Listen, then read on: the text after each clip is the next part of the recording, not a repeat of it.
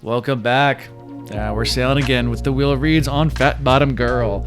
So, came out another time on this boat. Normally I do sail on Chesapeake. I'm kind of going to go through a couple other boats too on this series, just to kind of show you the different types of boats. But came back out, some of the same crew there. There's my cousin in the red shirt in the back. He usually sails with me on Chesapeake, but he sailed on this boat as well before. So, most of the other crew member are their normal crew. So they're raising the front sail right now at the jib, getting ready to go racing. Everybody's just heading out to the course. The course tonight was around the sandbar, so upwind work and then some downwind work coming back. So got a lot of spinnaker work that you guys can see, that big sail for downwind, and I'll kind of talk that when we get there. And then a lot of tacks and just show some of the crew work there. They did a great job, especially in that first leg, and we'll talk about that more when we get to those videos, those sections of the video.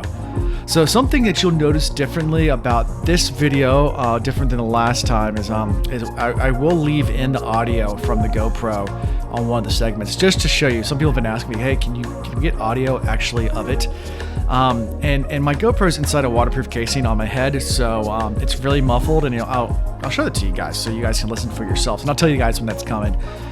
That way you can see what I'm dealing with. Eventually I do want to get an external microphone.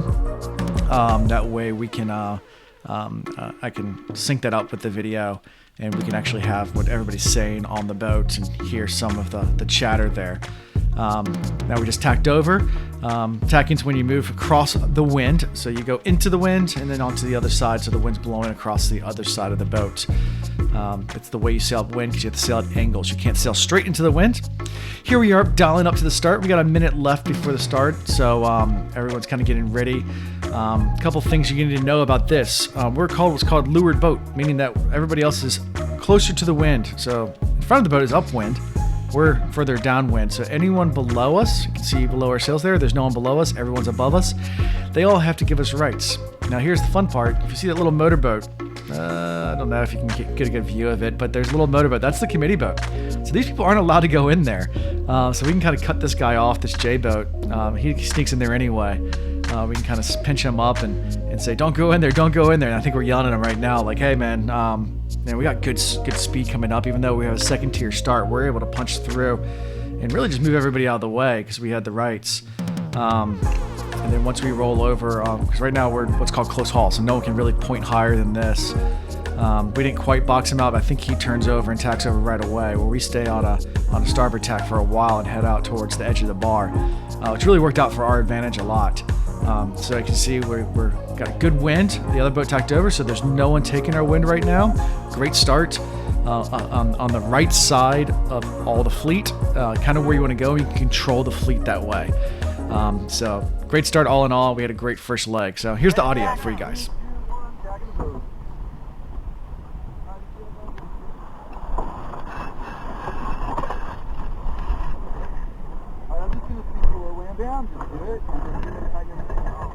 Alright, keep an eye on the way. Keep an eye. Alright, take up. No, you're good. There's a ton of room there. Yeah. Yeah, come way up. Hold on, don't turn too hard. Keep going up. You got more up. Right there. Hold. Right there, you're in the groove.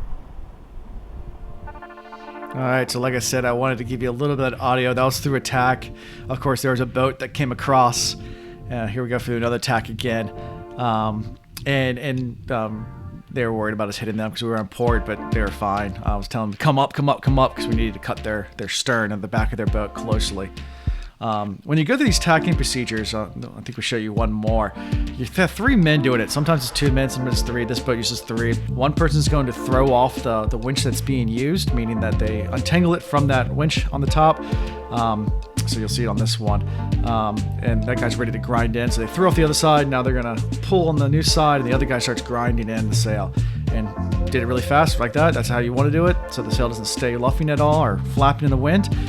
Grind it in and get it nice and tight and back on the new tack so you don't lose much time, because it slows down when you're doing that. The longer you can take to get that sail across, the slower your boat's going to be and the more ground you're going to lose. So on this upwind leg, we really went to the left first, and then we cut back over and realized we just had stomped on all the competition. So we were did a couple of these attacks and headed over to this to the right side of the course. Realized that hey, we need to check back in. Tacked back over. Went back to the left side of the course. Realized we were just really playing the shifts just the right way. Really just stomping on the competition. And then realized at some point we were going to the wrong mark. So everything that we had gained, we lost. So it's Wednesday night, it happens. We could have sworn that the course was all the way up into the Monitor Merrimack Tunnel, which is way, way farther upwind, but it was actually around the bar. He could have sworn that was the flag that they were flying, but hey, it happened. So we ended up turning down and overshooting the mark, meaning we went way too far upwind, sailed a much longer course because we thought we were going to a more distant mark. And it happens. Ended up catching back to a lot of the fleet. This is where we're cracking off. You can see the sails are further out, so we're heading back down to that mark. At this point, a lot of the competition had caught up to us, but that's okay. I guess for a lot of work. So what's happening right now is the bowman is getting ready to set the spinnaker. So that bowman's guy standing up in the front, he puts that pole up, and that's the spinnaker pole. He's making sure all the lines are squared away and not going to get tangled up. And then you'll see him pull a line right there that's lifting that pole up. And what that's going to do is that's going to be able to pull the sail out around the front of the boat, so it can be in front of the mainsail and catch wind. We use a rope or line called the guy to do that. And when it's being used in this particular purpose, it's called a guy. When it's on the other side, it's being trimmed in, it's called the spinnaker sheet. See the spinnaker guy, spinnaker sheet. When you jibe or move wind direction, so you go across the wind downwind, tacking's upwind, jibing's downwind, the sails switch sides, so does the pole, and the line that was the spinnaker sheet becomes the spinnaker guy, and vice versa. So this is a two-sheet system or two-line system, whereas in Chesapeake you have double lines. You have independent guys and independent spinnaker sheets on either side. So you have two lines on each side, and there's on bigger boats there's different reasons for that. So what ends up happening here is we're heading towards this mark. You'll be able to see in a second behind the guy with the sunglasses there. And we decided the last second, hey, we're going to gyrate afterwards. So let's get the pole down and let's do something called throw out the baby. So what we're going to do is we're going to go ahead and throw the spinnaker out without a pole. And what I'm going to do is I'm going to reach down here and I'm going to grab both spinnaker sheets and free fly the spinnaker. So normally it'll be attached to a pole. When I free fly it, what I'm trying to do is I'm trying to pull this whole entire sail around with basically with two lines in either hand, kind of like flying a kite, and keep that flying as we go through the maneuver, and they can set the pole. Now the problem is normally when you're sailing deep downwind like we were, you want to have someone do a human guy or human pole, where they want to go ahead and hold the sail out. No one was doing that, so it ended up getting hidden behind the mainsail and wrapping around the forestay a little bit. We were able to get it out, but it took us a little longer than we wanted it to, and that's just because you're sailing so downwind, and if there's not enough sail out to peek around that mainsail, it's just being collapsed because the mainsail's taking all the wind. So you'll see us start to raise up the sail now. I think they're pulling it now. Yep, and it's coming out the other side. You might be able to see glimpses of it in a second. And we're around this mark now. You can see the mark underneath the boom there on the left-hand side. It's a government mark, so it's just a channel marker. There you go. Now they're raising the sail up. You can see the girl up there just pulling up on the line there to raise up the spinnaker. So the spinnaker's up. So I have to do two things at once. I have to jibe the boat. There we go. Jibe the boat. And then grab the lines and try to get this thing flying. So you'll see me pull on the left-hand side to try to get that sail out in front so I can catch some wind. You can see me trying to pull it around there. We're really close to hitting that mark too. Now it got tangled up. It wasn't quite packed right because it was set for the other way. We decided last minute to do the thing, so I'm trying to pull it out now. So I'm pulling one side, pulling the other side. Everybody's yelling. It's a lot of fun. They're up front trying to untangle it. I'm just trying to tell them, hey, put it in the pole. Let's get this thing flowing and sailing. Normally, what we can do here is we can do something called heat it up. We could turn more upwind and allow the wind to kind of go around the front of the mast and catch it. So right now it caught, but then what's going to happen is going to rotate around in front of that mainsail like that, and then it collapses. So without someone to hold it out, it just wants to go that way. And that's pretty normal. So I'm trying to ease and trying to let it back out, but at the same time, it just wants to sneak back behind the mainsail because the pole's not there to hold that front edge out, and we're sailing so deep downwind. Now we wanted to, I was telling the skipper here, hey, head up, and if I show you, I'll look down for a second. There's a boat right there, so we can't. So we're kind of stuck staying this far down until they get themselves situated and get that pole on. So he's trying to even guy up. At this point, it's already wrapped a little bit. Like I said, this stuff happens. It's not necessarily a huge deal. It's Wednesday night. This is a good learning experience. I did strap the sail here so you can see how far I have it pulled in, because I'm really just trying to get it to catch. And then in a second, I'll ease it out rapidly to try to get the fill and get it off that forestay. Called popping it. And a lot of this had to do with the last minute trying to do a jibe set. So a jibe set's when you set your sail up to jibe while you're launching, versus a bareway set, which is just you launch from the way you're going, you just turn downwind rather than go across the wind.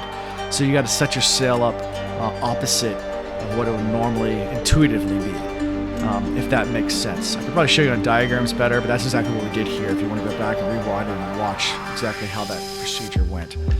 So now they finally get the pole on, now they get to trim the pole back a bit, and then that sail should fill right up.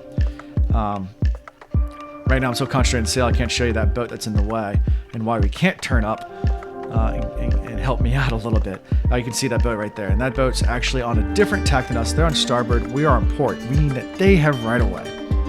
So if we turn towards them, we have no rights. So we really right now need to put the gas on, accelerate in front of them, otherwise we're gonna have to jibe too, and it's gonna mess right now the jibe. So a lot of yelling, screaming, but I think it popped right in time and we were able to get going. This took way too longer, too long to get this undone. When an hourglass like this, usually the easiest way to get this undone is you grab the middle of the sail right in the middle and pull down. So what that will do is it will allow the top of the sail, which is on a swivel around and untwist it. And here I'm trying to force it around by pulling it. It's just getting wrapped a little tighter. So I end up easing it out because I can't see what's going on in front of that sail. So I'm kind of blind. So I'm relying on them to tell me, what needs to be done. And all I'm doing is trying to react to that with the sail. Eventually, once I get it going, I hand it back over and go back to main trimming. You can see how it's backwinding there a little bit. Really just trying to get that to pop around the other way, and there it goes. So finally it pops. We're good to go. Took way too long, but now we got a good spinnaker going. It's a good spinnaker set, and we had some good jibes going the rest of the way. So I'll kind of walk you through some of the jibes here in a second as well, just so you can see how that looks when we get a jibe. So we got it just in time, so we can accelerate ahead of this boat before they got us. So now we're sailing.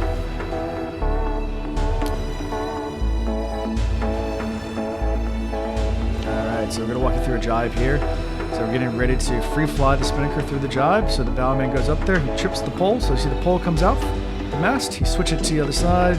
Boom goes over, pulls around the other side, he clips it back into the mast. Now once he says made, we pull in on the new side, and that will re-inflate or re-pop the sail back out, give it shape again, and we're on our new sail. So they still haven't got it connected yet. They need a little bit more time. Click, good.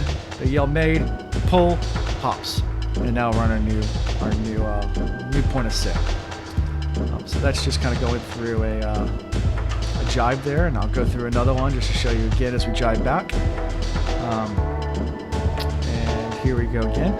Now the reason why you jibe is you don't want to sail dead downwind. The reason being is because oftentimes one, it's slow. You don't get max pressure on the sails by sailing dead downwind, and two, by sailing by the lee or sailing that close to dead downwind, you risk, if a slightest wind shift happens, that boom can auto jibe, meaning that it'll swing across just like that, but it'll be all the way out on one side, and if you're not paying attention, that's when people can get really hurt. So you always want to be in control. Plus it's faster not to sail dead downwind. You want to be at angles. So that was a really good jibe set. You see him switch the pole across the other side. They connected this to the other corner of the sail with the outside part of the pole, connected back to the mast, yell made, pull in, pop, we're good to go, going back downwind. So it takes multiple people to do this role right. So it's really important to have a crew that works together all the time. Your mastman's usually the guy that's switching the pole around some boats. On On this particular boat, this is an end-over pole, so the bowman's doing all that work. Meanwhile, the guy in the pit, which is the guy in the pink shirt there, he's in charge of making sure that that pole doesn't get caught up, making sure the lines are loose enough so he can actually get the pole across and we don't pull everything in and he can't get it clipped in because the pressure is all returned.